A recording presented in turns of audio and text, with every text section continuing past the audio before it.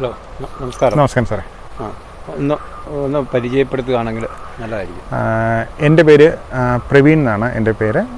ഞാൻ തൊടുപുഴ താലൂക്കിൽ വണ്ണപ്പുറം വില്ലേജിൽ ആനക്കുഴി എന്ന് പറയുന്ന സ്ഥലത്ത് വാർഡ് നമ്പർ 3-ലാണ് എൻ്റെ ഏലത്തോട്ടം സ്ഥിതി ചെയ്യുന്നത്.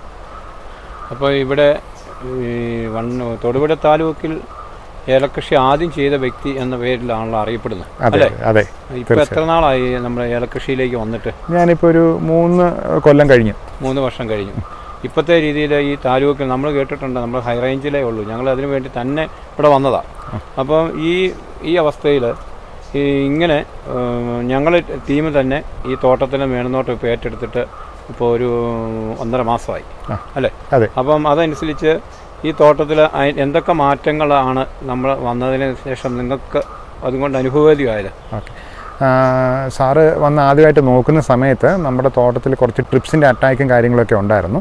അപ്പം അതിന് വേണ്ടിയിട്ട് സാർ ആദ്യം ഒരു മെഡിസിൻ പറഞ്ഞായിരുന്നു. നമ്മളത് ചെയ്തു. ഒരു ഇൻക്യുബേഷൻ പീരീഡ് പോലെ ആ ഒരു പീരീഡ് കഴിഞ്ഞിട്ട് നമ്മൾ പിന്നീട് സാർ ഒരു മെഡിസിൻ തന്നു. അത് നമ്മളിപ്പോൾ യൂസ് ചെയ്ത് ഏകദേശം ഒരു 15 ദിവസം പിന്നിട്ടിരിക്കുകയാണ്. 15 ദിവസം കഴിഞ്ഞ് നമ്മൾ 2ാമത്തെ ഡോസേജ് നമ്മളിപ്പോൾ ഇന്നലെ കൊടുത്തതേ ഉള്ളൂ.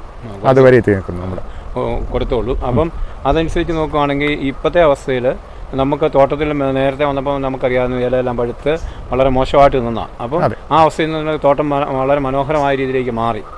ഒത്തിരി മാറ്റമായി. ചിമ്പടിക്കാൻ തുടങ്ങി, ചരമുണ്ട്. നേരത്തെ ഉണ്ടായിരുന്നു, പക്ഷെ അതിനേക്കാൾ ഇച്ചിരൂടെ കൂടുതലായിട്ടുണ്ട്. അപ്പം നമുക്ക് വേനൽക്കാലത്തെ കായ്കളാണ് ഇപ്പോൾ ഇവിടെ കിടക്കുന്നത്. അപ്പം വേനൽക്കാലത്ത് ഉണ്ടാകണമെങ്കിൽ ഏതൊക്കെ 90 ദിവസം 80 ദിവസമൊക്കെ ആയതും അത് ഈ കഴിഞ്ഞിടയ്ക്ക് ഇപ്പം കായ എടുത്തിട്ട് എത്ര ദിവസമായി? കായ എടുത്തിട്ട് ഇപ്പോൾ ഒരു മാസത്തോളമായി. 1 മാസമായി. അതിന് ശേഷം ഉണ്ടായിരിക്കുന്ന കായകളാണ് നമ്മൾ ഈ തോട്ടത്തിൽ കാണാൻ പോകുന്നത്. അപ്പം അത്ര മനോഹരമായ രീതിയിലാണ് ഈ തോട്ടം ഇവിടെ സ്ഥിതി ചെയ്യുന്നത്. ഇവിടെ ഇതിൻ്റെ കൃഷി രീതികളിലൊക്കെ പറയുകയാണെങ്കിൽ നമുക്ക് ഇതിനെക്കുറിച്ച് എങ്ങനെ യൂട്യൂബിൽ നിന്നോ എങ്ങനെയൊക്കെയാണ് മനസ്സിലാക്കിക്കൊണ്ടിരുന്നത്? സാറിന് ഞാൻ വണ്ടർക്കാറാമത്തിൻ്റെ ഒരു സ്ഥിരം പ്രേക്ഷകനാണ്. അപ്പം സാറിൻ്റെ എല്ലാ വീഡിയോസും തന്നെ ഞാൻ കാണുന്നുണ്ട്. അപ്പോൾ ഓരോ പ്രാവശ്യം നമുക്ക് വീഡിയോ കണ്ടു കഴിഞ്ഞപ്പം സാറ് തോട്ടങ്ങൾ പോയി നോക്കുകയും അപ്പോൾ അതിന് വേണ്ട കാര്യങ്ങൾ പറഞ്ഞു കൊടുക്കുന്ന ഒരു വീഡിയോ ഞാൻ കണ്ടായിരുന്നു. അതനുസരിച്ച് ഞാൻ സാറിനെ വിളിക്കുകയുണ്ടായി.